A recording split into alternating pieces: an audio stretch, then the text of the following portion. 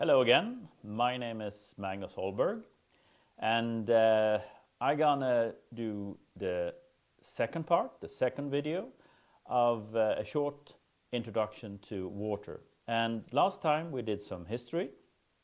Tonight, or today, we're gonna do a little bit about groundwater and surface water. Now, first, before we start looking into what groundwater and surface water are, just an overview over what we have on the planet. As you see from this pie chart, we have about 97% seawater on the planet. We have about 2% of water tied up in glaciers and have 1% fresh water. That is water without no salt. So this is the water division on our planet. Now, when we now talk about what sources we have for processing and producing drinking water, we have to look at those 3% of the water on the planet. And the glaciers are, of course, the biggest part of those 3%. But the second biggest part is the groundwater resource. And if you remember when I talked about the Greek and the Romans, they, of course, use groundwater as their drinking water supply. Also, we have 1% of waters in lakes and rivers. So that's the freshwater part where we have glaciers, that is ice, and we have the groundwater and the lakes. And then we also have, of course, the 97% of water totally, which is seawater, salt water. Now, how does it work? How is groundwater? What is that? How is it created? What is surface water? How is that created? Now, in order to have an answer to that, we need to look at the water cycle to get a notion of how things are formed. And on this picture, you can see the oceans. You can see some arrows showing evaporation, different types of evaporations, and you see the word condensation. And basically, the water is heated and evaporates. And this is, of course, driven by the sun. It evaporates, it comes up to the atmosphere, and it condensates. And condensation means that you get droplets or snowflakes, depending on how warm or cold it is in the air. And rain or snow, called precipitation with a general term, will fall on the ground. And now, two things will happen. Some of that water will go into our lakes and form lakes, fill our rivers up, and start increasing the flow. That is surface water, which is quite logical. Also, part of that snow and rain will infiltrate, go through the ground, and through a rather, I would say, complicated process, that rainwater that has gone through all that quote-unquote dirty soil and been in contact with the ground, it will be treated naturally on its way through sand and different types of rocks, and until it finally comes down in what you call like an aquifer, a place, a big tub for groundwater. So surface water you find in lakes and rivers. And of course the ocean is huge surface water, but that contains salts, of course. And then you have the groundwater through infiltration.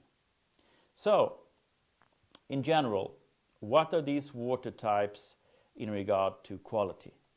Well, groundwater, as I said, rainwater infiltrating through ground layers, will on its way down to the aquifer absorb chemical process, will take out minerals, will take away bacteria, and you will get a very clean water in the ground. And this water will be labeled a hard water, mainly due to the calcium content. Hardness is connected to calcium content mainly. And in the water business, groundwater is a hard water because of the mineral content. Then, as we said, we have the surface water, the part of the fresh water that stays underground in the lakes and rivers. And since that has been heated up, so when you have this distillation process, which the sun heats the water, it goes up into the air, and there is no salt in the water that has gone over to the gas phase, not steam, but humidity, you can say.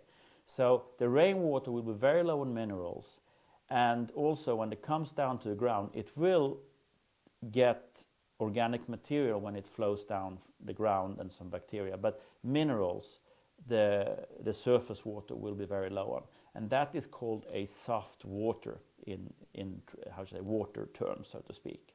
And then finally we have the seawater, the surface water with salt. And that is, of course, high on minerals, and it's also a hard water. And all of these three you can use as a raw water or a source for your drinking water to process drinking water. Okay. Now, how do we get to a groundwater? How do we get it to the waterworks if we need to process in order to make good drinking water of it? Well, the Romans and the Greeks, they were fortunate enough to be able to have springs and also probably meltwater from the mountains that they channel down by gravity to the cities. But normally today, and when you are driving, you can see on the fields maybe some small houses, green, white, even brown actually, a couple of them parallel to each other. And probably those small houses is the same type of house you can see on this picture. In those houses, you actually have a connection to the groundwater pump. And on this picture, you think you see a flow meter and some valves. And at the end of that pipe, you will find a pump. You see the red here on the picture, the two pumps. That will pump the water for further processing. So this is how you get the water from the ground.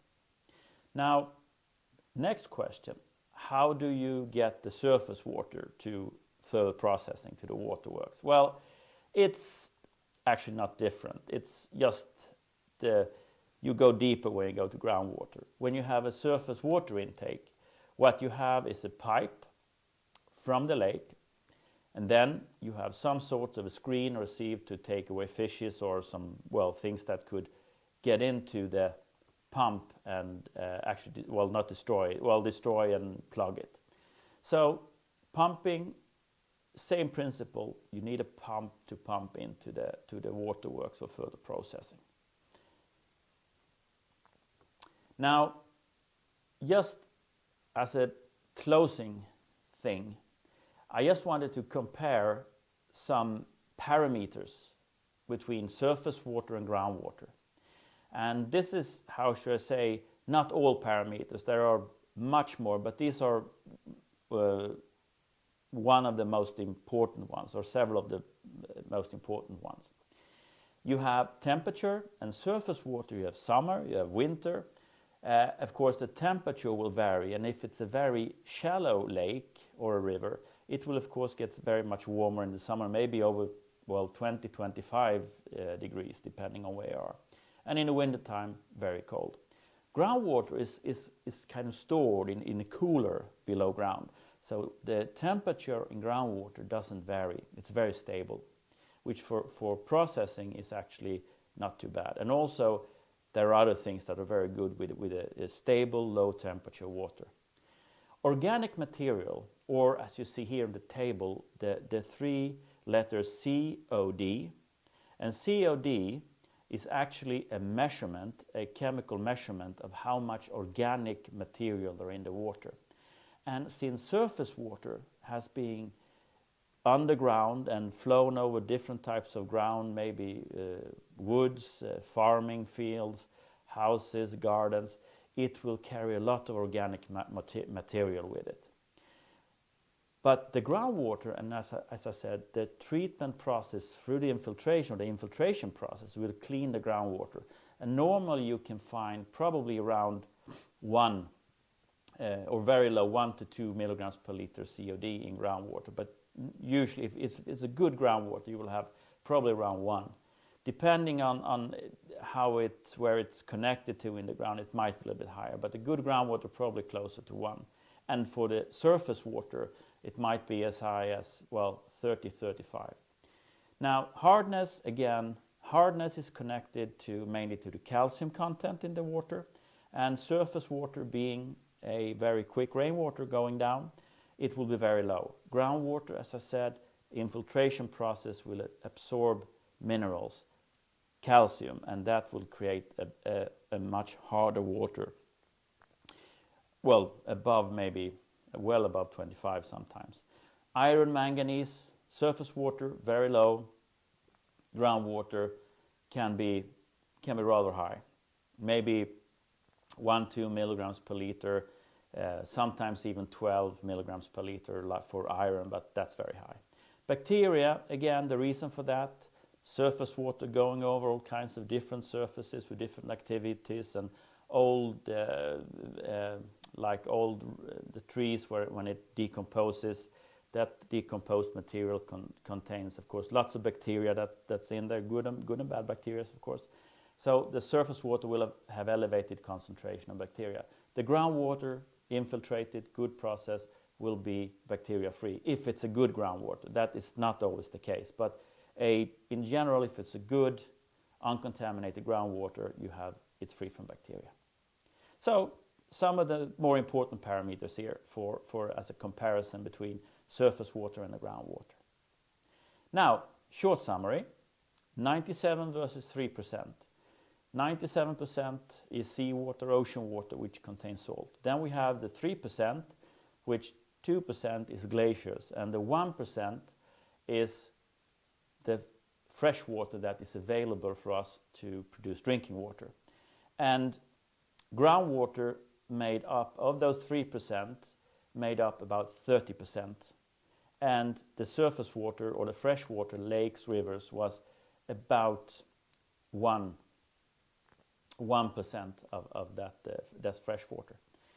So comparison, groundwater, surface water. If you were to choose, if you have a good groundwater, you always choose a groundwater as your raw water for drinking water production. And sometimes you don't even have to treat it, and maybe some chlorine sometimes. But usually groundwaters are good raw waters. And then you have surface water, fresh water that has organic material that you need to treat. But you always go with the groundwater if you have enough of it in the good quality. And then also surface water, you have the seawater, where, again, if you use the seawater for drinking water production, you have to remove the salt before you can process the drinking water.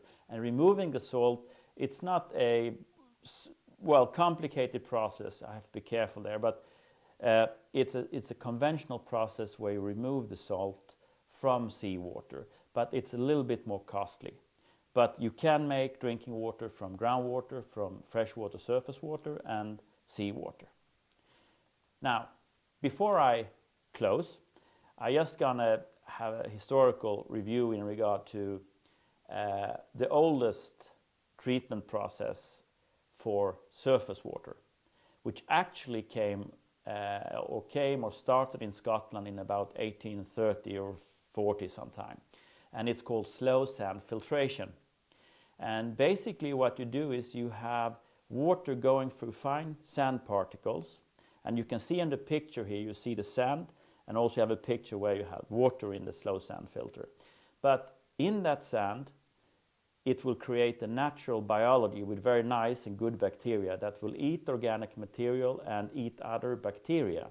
So slow sand filtration will give you a good water quality. And this was one of the first treatment methods for producing drinking waters back in the 19th century in 1830, 1840. Now, with that, I will close. And with this picture, I will leave you and hope you maybe got a little bit more interested in water and start Googling. And, maybe if you have some questions, you can, of course, post them to me. But having said that, I just say, may your water go with you. Take good care, and bye-bye.